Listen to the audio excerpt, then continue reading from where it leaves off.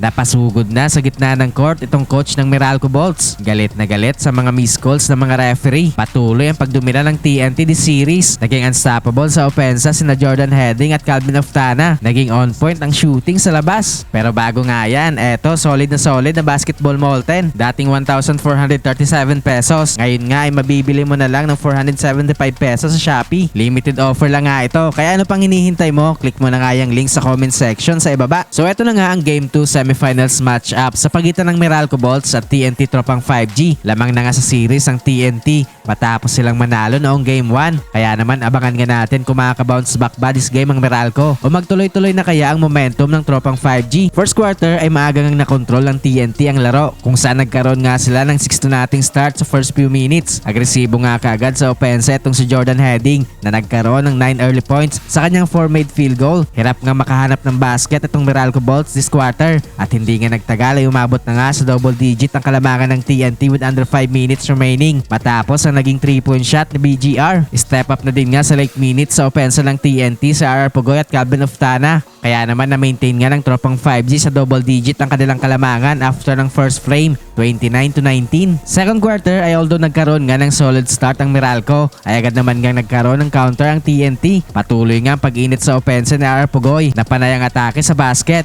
Kaya na-maintain nga nila ang kanilang double digit lead sa Meralco Bolts. Nag-beast mode pa si Coach Chot Reyes sa mga referee matapos maapakan ni Brandon Bates ang paan ni RR Pugoy. Delikado nga ito pero buti na lang nga ay nakatayo agad si Pugoy after ng ilang segundo. Kaya naman nakabalik din nga siya agad sa laro. Step up na din nga sa opensa ng TNT si Kelly Williams na nagkaroon ng back-to-back 3-pointers. Patuloy din nga mainit na opensa ni Heading na pumakawala pa ng 4-point shot. Hindi nga makahanap ng spark sa opensa itong Bolts kaya hirap din nga sila makapag-generate ng run para makabalik sila sa game na ito. Lamang ng 11 points ang TNT after ng first half, 57-46. Third quarter ay patuloy nga mainit na shooting sa labas ng TNT Tropang 5G sa early minutes. Unstoppable pa rin nga this quarter ang opensa ni na Calvin Oftana at Jordan Heading. Mapaloob man yan o sa labas. Lumulobo na nga itong kalamangan ng TNT sa Meralco. Pati si Coach Luigi Trillo nga ay napapasugod na lang sa gitna ng court dahil sa frustration sa mga miss call ng mga referee. Nagkakaroon naman nga ng mga small runs ang Meralco Bolts this quarter pero hindi nga nila ito ma-maintain kung saan nagkakaroon nga kaagad ng sagot ang TNT. Lamang na ng 16 points ang TNT after ng third frame, 82-66. Fourth quarter ay patuloy nga pag-control sa game na ito ng TNT. Hindi nga basta-basta makachempo ng run itong Meralco Bolts dahil agad-agad nga naka-counter ito ng TNT. Hindi pa rin nga kayang pigilan ng Bolts ang opensa ni Oftana at Jordan Heading this quarter. Hindi na din nga nagkaroon pa ng comeback ang Meralco. Kaya naman sa huli nga ipanalo ang TNT Tropang 5G para magkaroon ng 2-0 advantage sa series. Pareho nga naka 20-point game si Calvin Oftana at Jordan Heading this game.